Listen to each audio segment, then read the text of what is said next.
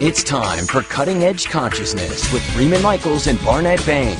Thought-provoking discussions and bold ideas from the edge of possibility. This is Freeman Michaels here with my co-host, Barnet Bain. I almost said your name for you. You almost did. That's okay. You could say it for me. Listen, the first time. we have our first ever story hour.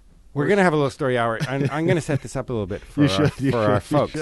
So, I've been working on a project, a new movie script, and doing a whole lot of research around it. And I came upon something, The Mysterious Stranger. Oh, The Mysterious Stranger. This is the last, it's incomplete, it's the last novel written by Mark Twain. And this thing really slapped me up short. This is a really stunning piece of wisdom, and so powerful that we thought we would share it with you all. So fortunately for us, we have a professional actor on our show on Cutting Edge Consciousness. We didn't only do that because it's efficient and because this is a union shop here, but that's right. But it does happen to be efficient. Oh, I'm going to read a bit. The Mysterious Stranger by Mark Twain, chapter 11. This is what's called a cold read. Strange indeed that you should not have suspected that your universe and its contents were only dreams, visions, fiction. Strange because they are so frankly and hysterically insane, like all dreams. A God who could make good children as easily as bad, yet preferred to make bad ones, who could have made every one of them happy, yet never made a single happy one, who made them prize their bitter life, yet stingingly cut it short, who gave his angels eternal happiness unearned, yet required his other children to earn it, who gave his angels painless lives, yet cursed his other children with biting miseries and maladies of mind and body, who mouths justice and invented hell, mouths mercy and invented mouths mercy and invented hell, mouths golden rules and forgiveness multiplied by 70 times 7 and invented hell, who mouths morals to other people and who has none himself. Who frowns upon crimes yet commits them all, who created man without invitation, then tries to shuffle responsibility for man's acts upon man, instead of honorably placing it where it belongs, upon himself. And finally, with altogether divine obtuseness, invites this poor, abused slave to worship him. You perceive now that these things are impossible except in a dream.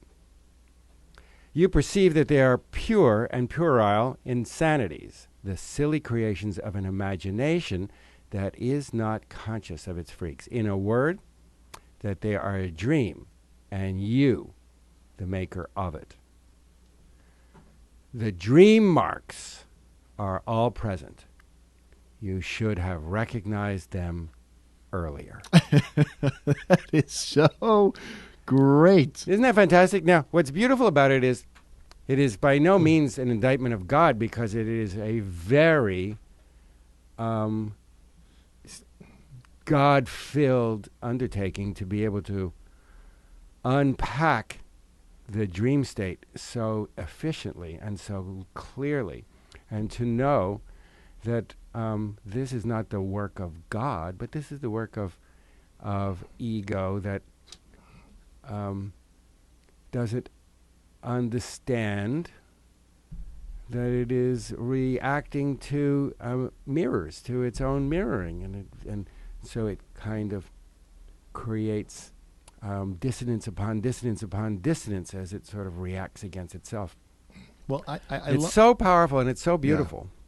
Yeah. And I love it from the vantage point that we talk about it so often, that how do we own what's showing up in our experience, and that we're both generating it, projecting it out, and then receiving it in as if it's coming at us. And we feel as though, most of us, in the development of consciousness along the way, in the earlier developmental stages, as if things are happening to us. And we've bought into it to the level where we perpetuate them in cyclical patterns, where they keep showing up thematically again and again and again. We have no sense of ownership. And then there becomes a point in time when we begin to realize that if we adjust slightly, the whole movie, if you will, shifts and becomes distinctly different. And it becomes a mirror. Right. Well, it always is a mirror. Well, the ownership it always of the is, mirror, but to be able to understand it as a mirror and not to be screaming and yelling and blaming the mirror, right, but to develop some sorrow, not guilt, but remorse. And there's all kinds of other responses to it: mystery, wonder, awe, and confusion and confusion. There's all kinds of things that we are exploring here every day. But it's illusion, the dream state, and the illusion has got us. It has us until we begin to open doorways. That's right. and stuck in and out and in and out and in and out. And otherwise we're arguing with illusion and illusion's best friend and guardian, steward and sentinel and guardian, ego, which desires to make sense of sound and fury signifying nothing at the level of form, but at the level of the subtext, the subconscious energies that inform it. It is a map of great emotional pain, as well as tribulation and denial, and experienced outside of ourselves, shoehorned into story making. It's huge. And on this show we are pushing on the walls of mixing metaphors all over the place, but on the walls of the cell, and we're pushing open the roof, blowing open the roof of the dream state in real time. Yeah, with a certain amount of respect for the illusion, because look, the biggest piece when I first heard this expression, well, it's just an illusion, that wasn't helpful, because even if it's an illusion, it's real to me, which makes it real. And then at some point, I came to understand that, wait a minute, if it's real for me, that's what makes it real. And so then I started owning it as my reality and even my universe. And so I'm not projecting it out as if everyone is this way. It's my experience. And then what's showing up for me is in some way mine, that I can begin to adjust and shift it and perceive it differently. And love it. And love it. Out of a place of compassion and active caring that's born out of not the guilt, but the sorrow of the pain that has been caused in there, to the self and to others, and to there's a lot there to take in, because the paradox is everything is real, but it is a containment. It's as Mark Twain put it so beautifully, it's just this. It's these fleeting expressions of aspects of us that we would like to make parental, and we would like to make outside authority figures. It's certainly our life's work. We've talked about this. I'm not just speaking for you. It is our life's work to own all of the different ways that we empower the dream state and are reactive to it, and find all the different ways that we are connected to each other in it, and to begin to pull down the veil of it. What will be beyond it? Who knows? Another dream state? Probably. What else is there? Yeah. But the various aspects, that language is really important, because this is really the liberation, and the idea of the various characters I play in these various thematic stories that are my stories, and they make up my experience of the illusion expressed in these stories, expressed in these aspects, and to know that the various parts I play, And this is a dimensionalizing. We've talked about this in terms of we call it dynamic complexity. So we see things very dimensionally. And I love the part you were talking about earlier.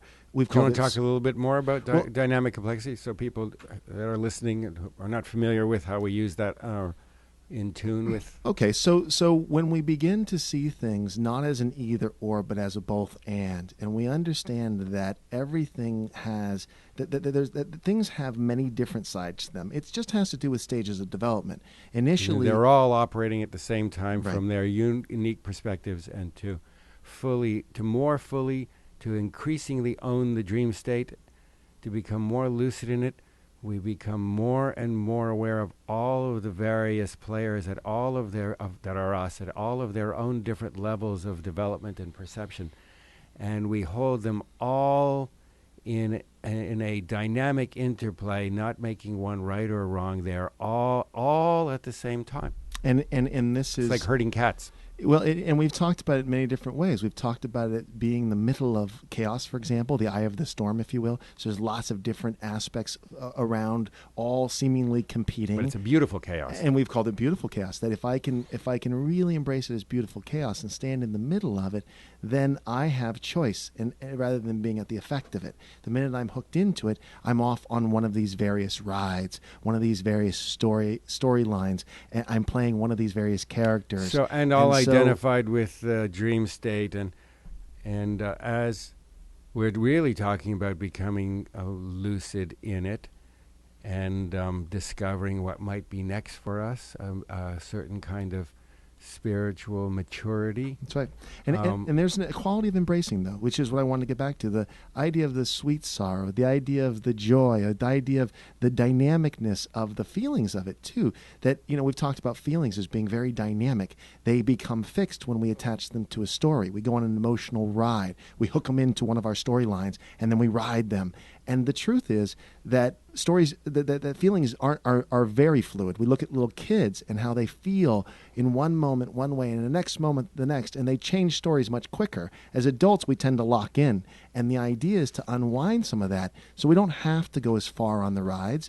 I have the 3-minute rule, like, oh, I did that for 3 minutes. I don't really want to go beyond that because it's not helpful for me. It's like I can play a role or express an aspect for a certain amount of time before my awareness, my consciousness kicks in, and I go, oh, that's the game I'm playing. Oh, that's the role. That's the character. Here's the aspect of me I'm hearing from.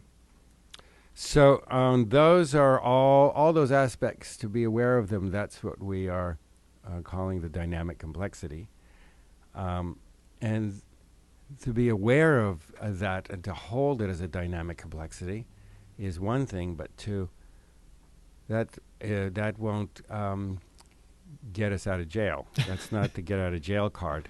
The get out of jail card is to understand that and to begin to, as we talked about on the show, we had Annette Baniel on, we were talking more about the subtexts of things, the intentions of things, and below that, the energetic frequencies of things, that everything initially arises out of energies, out of pure energies, vibratory energy, that have particular frequencies. We begin to relate to the dream state as at the frequency level. Mm.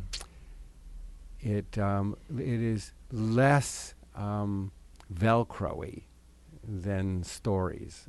So just to kind of modulate it, we certainly do that here in our own joyride through the whole thing. And the language from that is to become frequency alchemists. That you actually are able to intentionally direct the frequency, to become aware of this on a frequency level, on a feeling level, on a felt sense, in an intuitive level. That it's not just a thought process. It isn't locked into these little ritualized understandings, the repeat of a particular story, but to see it more dimensionally, to unwind it a little bit. We recognize, oh, it's an energy game. Oh, it's a frequency game, and then to become frequency alchemists is actually to arrive at that center of the chaos, if you will, what we call the point of choice. And then tune.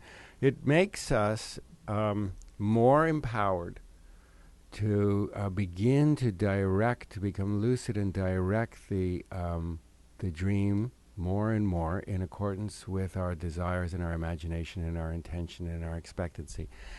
Is that the same as what people call, or